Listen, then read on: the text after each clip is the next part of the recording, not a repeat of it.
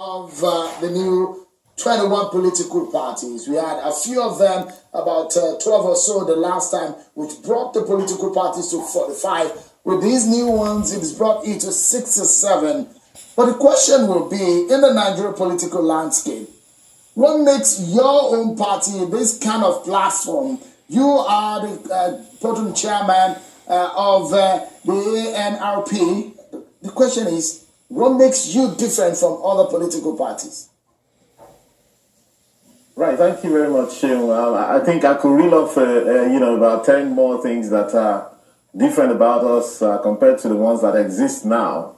But perhaps I should say that, it's about the age of our ideas and the age of the ideas of the big parties now and the ones that are, calling the shots as well. In the ANRP, I think we're the very first party in the history of this country that was formed from a very broad base. By the time we were announced fully and given the permission to go ahead, we had over 27,000 members. As I'm speaking, we're very close to 28,000 members. People have been joining from everywhere. And this is a national party, it's not a regional party. And it's the first time in the history of this country that, the youth are not so young also. They came together, professionals coming together to say, guys, we've been in abeyance for too long. We've been basically complaining and, saying that these people have not done this and that, but the time on our hands, we decided to come together. We are a technology-based party, we're IT-driven, but that doesn't mean that we don't have an eye on the grassroots. But what that means is that we have total transparency. If you joined us today, we have you in the database, which you can call up. It's surprising that of the 46 parties that exist, maybe about 8 or 9 of them have websites. That's unbelievable. So for us, from the moment we even conceived the idea, which is a year ago, exactly a year ago, yesterday, we had a website. Everybody that joined us was documented, and it was totally transparent.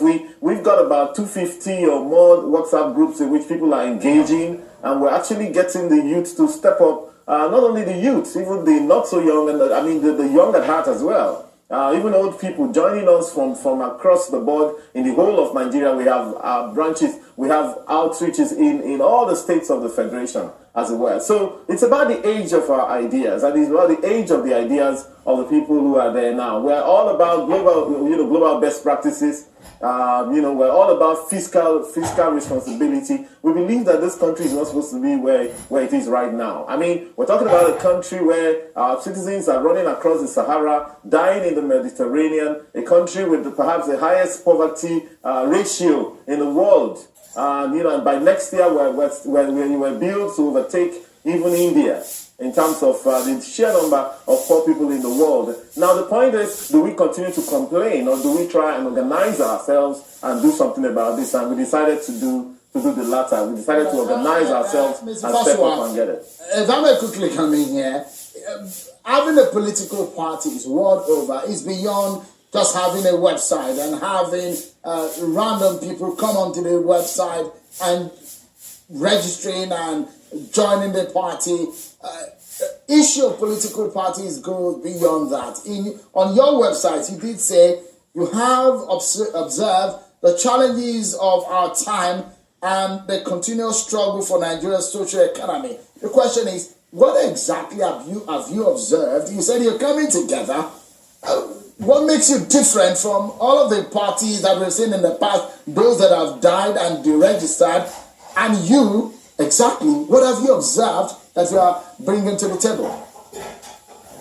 Well, okay, again, the point is, we decided that, we shouldn't just sit by and be watching Nigeria drift, the way it is as it is, For example, one of the things we observed in terms of the age of the ideas of the current parties right now is that, the other time I was here talking about Nigeria's budget level, the fact that we have the lowest budget level even in Africa. Our national budget, we're budgeting $111 per person, where South Africa is budgeting almost $2,000 per person on the national level. We're not talking about regional level, or we're not talking about state, we're not talking about these other ones. And the point now is, perhaps I should even ask you the question, are we happy with the way Nigeria is right now? And are we happy continuing with the current ethos the current ethos of waste, the current ethos of ego tripping, the current ethos of, total kind of dissonance in government where nobody actually cares about the people. The other day, I shared on my Facebook wall President Xi Jinping of China, who is the leader of about 1.4 billion people, going to a village on top of a hill in China, interacting with the people, going into their homes and so on. And the point is, we don't see our leaders doing this. I believe that this can be done. Equally, I saw President Lyndon Johnson in 1964, thereabout, he did what they call a poverty tour. He went to those places in Tennessee, in Kentucky, in South Carolina, in all of those poor places, interacting with the poor people who were earning $500 per annum as at that time, with a lot of children, and we believe that these are the things we're going to do. So we've observed the fact that in terms of administrative efficiency, Nigeria is not there, willy-nilly. All right, we're not there. In fact, the other day, we also did a research in our party and found out that in terms of the size of the public sector, Nigeria is nowhere to be found. If you went to countries that are working, they have a very efficient public sector. For example, now I can tell you right now that most of our villages in Nigeria, most of them don't even see the presence of government, whether state, local, or national. They don't see anybody until it is time for politicking. Then we go and deceive all these people, and then we give them 2,000 naira or some bags of gari, and then we leave them for the next 4 years. And we said this is not the way to do government. And that we believe that entrenching all the things that we stand for in ANRP, we can make all these things right. We can step up and make all these things right. Over the last, over the last few years of Nigeria's existence, we've seen about 500 political parties register, come and go. The big question is, a lot of people do believe in Nigeria that, practically speaking, there are only 2 political parties in Nigeria.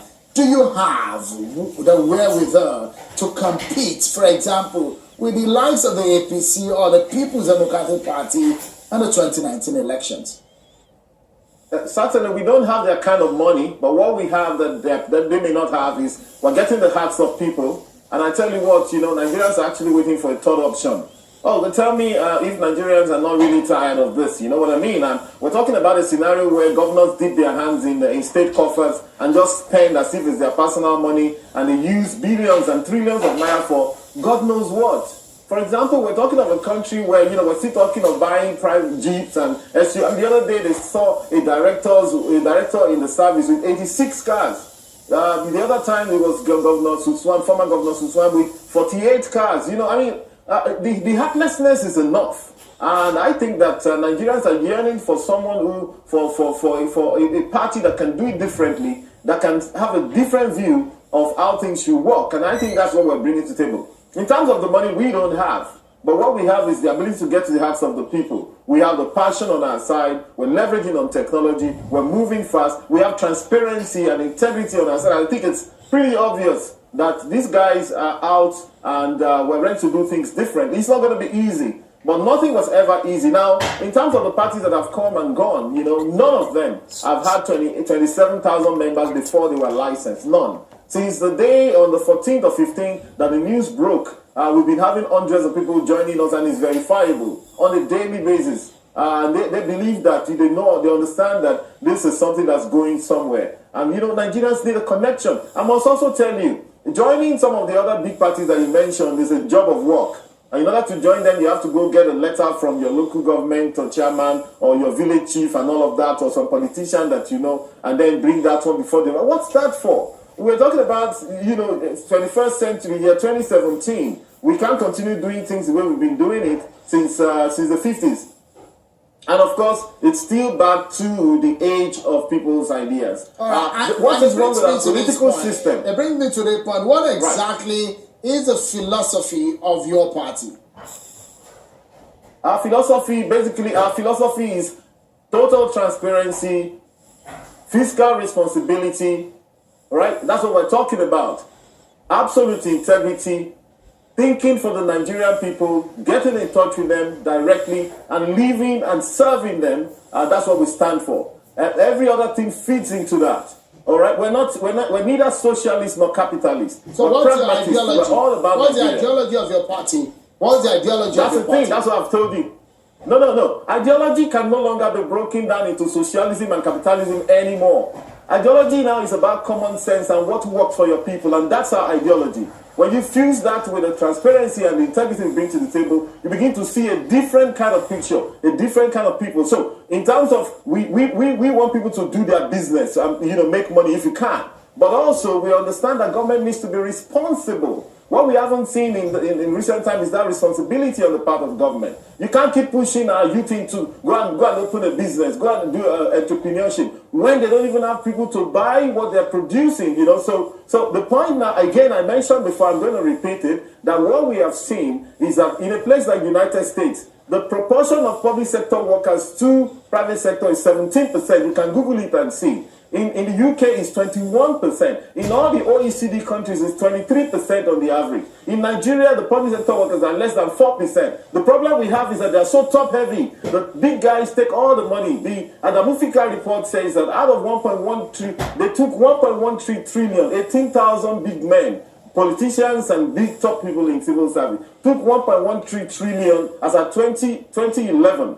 And so that's 25% of the entire budget. So we need to do a lot of things differently. I mean, what exactly will be that one thing that you're targeting to fix? Should your party, for example, be given an opportunity at any strata of governance in Nigeria? The economy. Yeah, when you fix the economy, everything works. Everything dovetails. And how do you hope to do that? How do you hope to do that? All right, it's going to be a combination of several things, right? But like I've just told you, right, if you want to fix the economy, we're talking about, for example, let's talk about the issue of diversifying the economy, for example.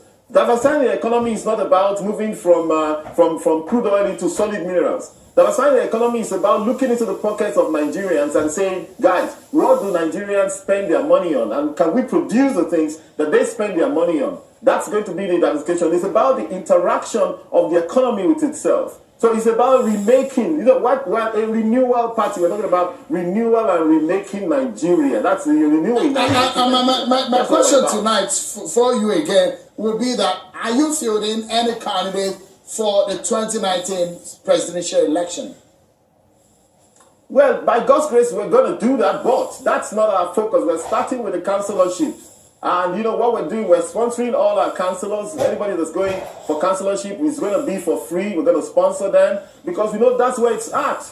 And our currency is data because we need the data. We want to get in touch with the grassroots, right? So we're not one of those parties that are created for someone who believes he's a superstar to come and be a president. No. So we've got to go right there. That increases our level of work, our amount of work. But you see, with 27,000, 28,000 and growing, you will know that we're a serious party. Would your party zone to the north in the zoning consideration? Would your party consider zoning the presidential slot? No, we wouldn't do that. We wouldn't. I mean, listen. The issue of zoning is for them. That's another problem with the age of people's ideas. All right. Let me tell you, we're going to see us in action. For every important and high-level position, we're going to be organizing open debates, which will be covered, and you will be surprised. We want to be like the way they do the Democrats and the Republicans in America. It's about understanding what is required now and ensuring that Mr. Fasua, we're not one of those parties that superimpose people. All right, pro tem chairman of the new party in Nigeria, the Renewal Party. But we'll take a moment on the program. $1 billion to fight Boko Haram.